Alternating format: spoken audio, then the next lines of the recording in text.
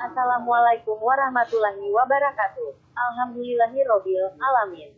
Wabihi nasta'in. Ala umuri dunya wadin. Wassalatu wassalam. Ala asyrofil mursalin. Wa ala alihi wassobihi ajmain. Amma ba'du. Marilah kita panjatkan puji dan syukur kehadirat Allah SWT yang telah melimpahkan nikmat dan karunia-Nya kepada kita semua. Sholawat serta salam mari kita curahkan kepada Nabi besar Muhammad SAW beserta keluarganya maupun sahabatnya, sehingga kita dapat berkumpul bersama-sama secara virtual untuk melaksanakan diskusi pada pagi hari ini. Yang saya hormati dosen teknologi dan media pembelajaran yaitu Ibu Amalia Nuraini, M.Ped, dan yang saya banggakan teman-teman sekalian. Perkenalkan, nama saya Farhan. Di presentasi ini saya akan membahas tentang sholat. Let's go!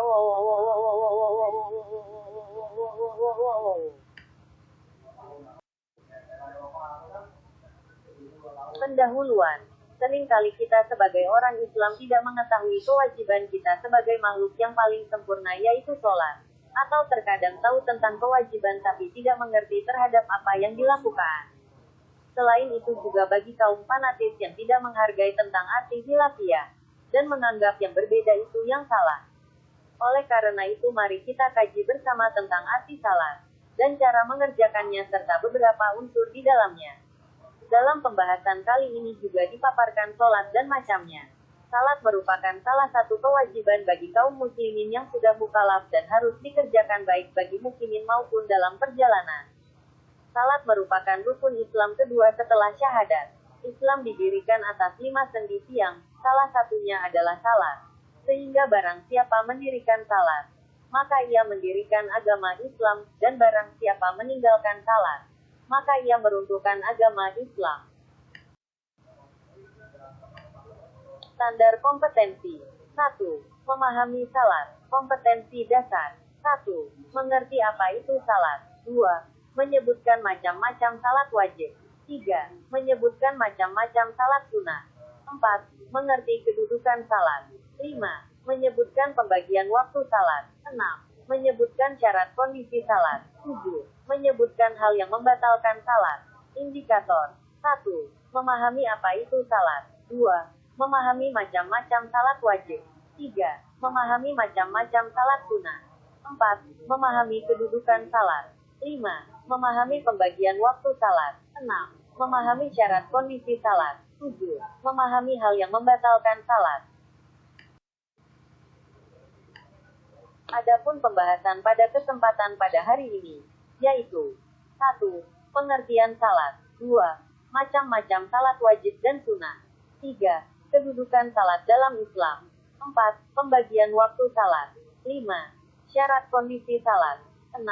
Hal-hal yang membatalkan salat.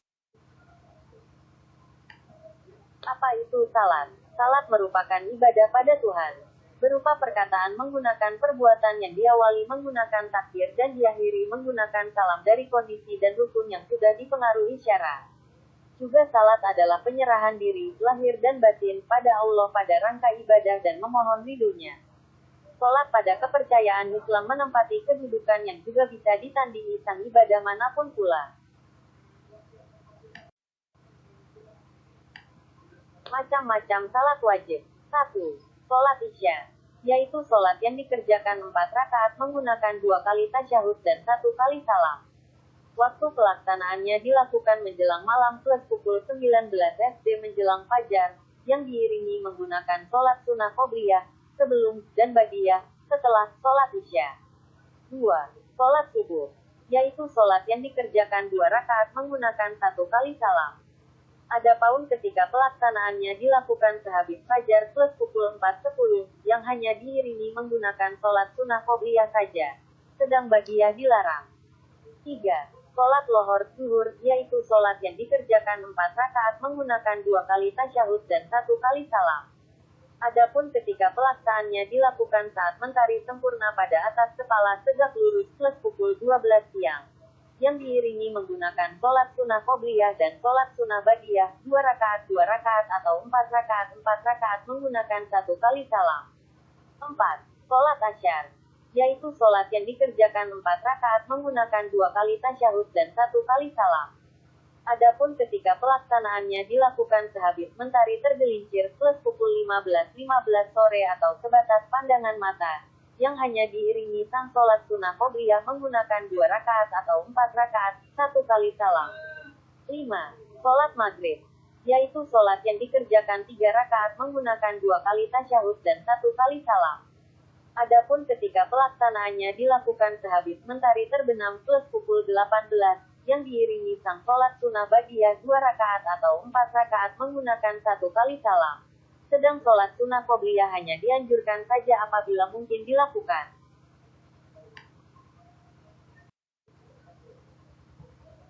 Macam-macam salat sunnah. 1. Salat sunnah tahajud merupakan salat yang dikerjakan ketika tengah malam pada antara salat isya dan salat subuh sehabis bangun tidur.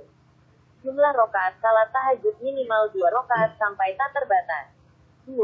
Salat duha merupakan salat sunnah yang dilakukan dalam pagi hari antara pukul 7 sampai jam 10 ketika sempat. Jumlah rokaat salat duha minimal 2 rokaat dan maksimal 12 rokaat menggunakan 1 salam setiap 2 rokaat.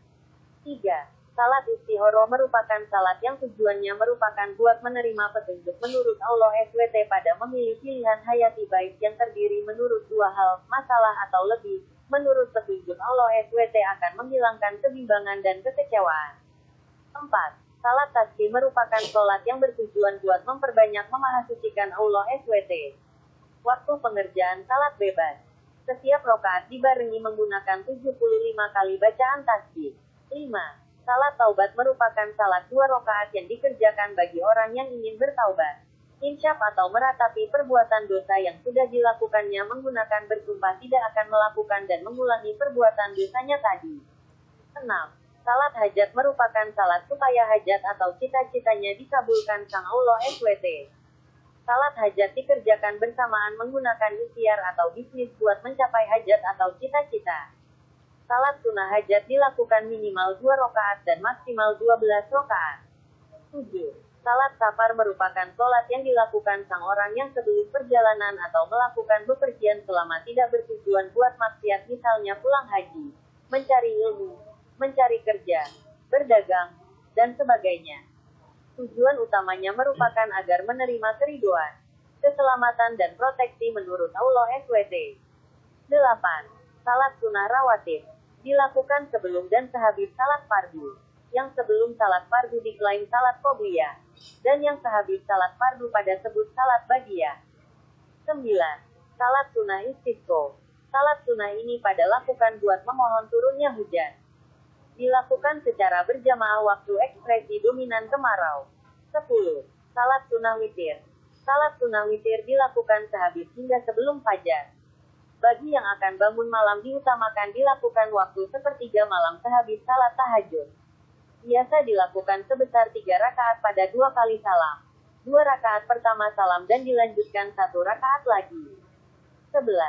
Salat tahiyatul masjid merupakan salat buat menghormati masjid.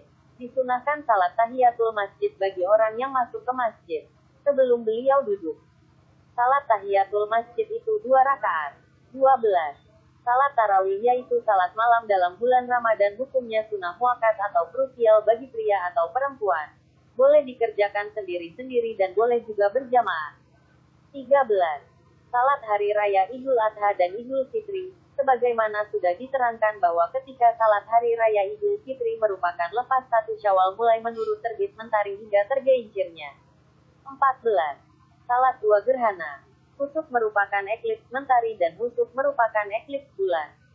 Salat khusuf dan husuf hukumnya sunnah muakkadah dari sabda Nabi SAW. 15. Salat rawatib. Salat rawatib merupakan salat sunnah yang dikerjakan sebelum dan setelah salat fardu. Seluruh menurut salat rawatib ini yaitu terdapat 22 rakaat. Kedudukan salat dalam Islam. Kedudukan salat dalam Islam. Ada beberapa yaitu 1. Salat menjadi karena seorang ditolong sang Allah. 2. Salat menjadikan seseorang tercegah memperbuat kekejian dan kemungkaran. 3. Salat adalah salah satu rukun Islam. 4. Salat adalah amalan yang pertama kali dihitung pada hari kiamat. 5. Perintah salat disuruh langsung oleh Allah SWT. Waktu salat fardu. Waktu sholat fardu. 1. Sholat zuhur. Dinamakan zuhur lantaran sholat ini dikerjakan ketika tengah hari. Ada yang berkata dinamakan zuhur lantaran sholat zuhur merupakan sholat yang pertama kali timbul pada Islam. 2. Sholat asar. Waktu sholat asyar masuk pada waktu bayangan telah menyamai panjangnya selain bayangan istiwa, dan lebih sedikit. Dan waktunya keluar waktu surya terbenam. 3. Sholat maghrib. Waktu sholat maghrib masuk menurut terbenamnya surya, dan keluar menggunakan terbenamnya hilangnya cahaya merah pada ufuk. 4. Sholat isya. Waktu sholat isya masuk menggunakan hilangnya cahaya malam yang berwarna merah, dan waktunya keluar menggunakan terbitnya fajar shodiq. 5. Sholat subuh. Waktu sholat subuh masuk menggunakan terbitnya fajar shodiq, dan keluar menggunakan terbitnya sebagian menurut sinar surya. Waktu salat sunnah. Pembagian waktu salat sunnah. 1. Waktu fadilah. Adalah ketika seorang sholat dalam keadaan ini maka mereka akan menerima manfaatnya. 2. Waktu ikhtiar. Syari. Waktu ini dikerjakan apabila sholat telah memasuki waktu fadilah. 3. Waktu jawaz. Waktu salat ini boleh diakhirkan ketika terkadang menggunakan air makruh atau tidak sengaja terkena najis. 4. Waktu hurmah. Sholat haram diakhirkan dalam waktu ini, lantaran akan melemahkan iman. 5. Waktu uzur. Sholat boleh tidak dikerjakan ketika lantaran terdapat uzur, misalnya ketika perjalanan atau sakit. 6. Waktu darurat. Ketika waktu hilangnya penghalang sholat misalnya haid dan lainnya. Ketika hanya tersisa sekadar takbiratul ihram saja atau lebih maka diharuskan memberhentikan salat.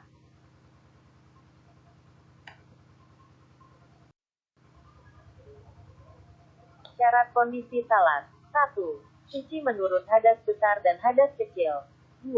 Suci badan. 3. Menutup aurat. 4. Mengetahui masuknya ketika salat. 5. Menghadap kiblat. 6. Mengerti rukun salat. 7. Tidak menggabungkan satu fardu menurut beberapa fardu salat menjadi suatu yang sunat. 8. Rukun salat. 9. Niat. 10. Berdiri. Bagi orang yang puasa. 11. Takbiratul ihram. 12. Membaca surat Al-Fatihah. 13. Ruku dan tumanina. 14. I'tidal menggunakan tumanina. 15. Sujud 2 kali menggunakan tumanina. 16. Duduk antara 2 sujud menggunakan tumanina. 17. Duduk buat tasyahud pertama. 18. Membaca tasyahud akhir. 19. Membaca sholawat atas Nabi. 20. Mengucap salam yang pertama. 21. Tertib. Hal-hal yang membatalkan salat. Sebagai berikut. 1. Ada hadas yang mewajibkan wudhu atau mandi. 2. Sengaja berbicara. 3. Menangis. 4. Merintih. 5. Berkecimpung. 6. Ragu-ragu pada niat. 7. Bimbang pada salat akan tetapi terus melakukannya. 8. Menukar niat pada salat fardu menggunakan fardu yang lainnya. 9. Terbuka auratnya. 10. Telanjang. 11. Terkena najis. 12. Mengulang-ulang takbiratul ihram. 13. Meninggalkan rukun secara sengaja. 14.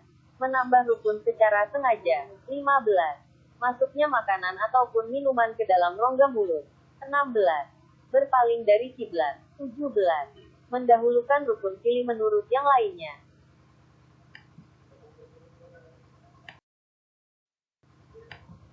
DAPTAR Pustaka. Aziz Dahlan. Abdul. Ensiklopedia Hukum Islam. Jakarta.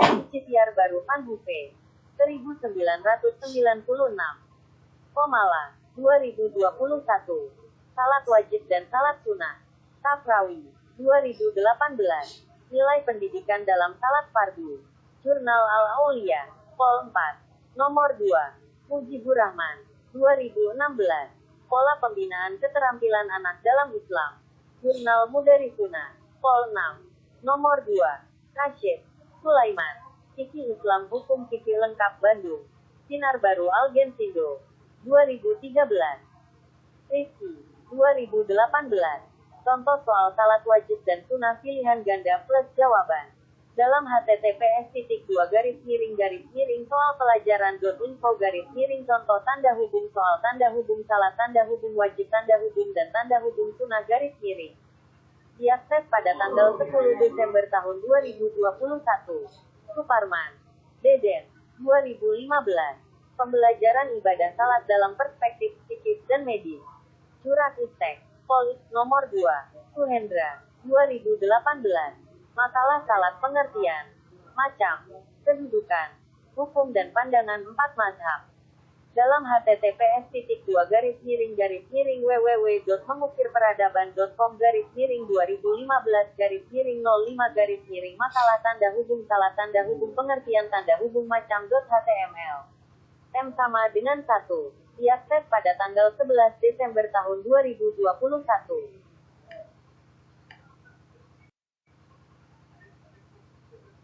Pengembang. Nama. Farhan. NIM. 20111011181. Tempat.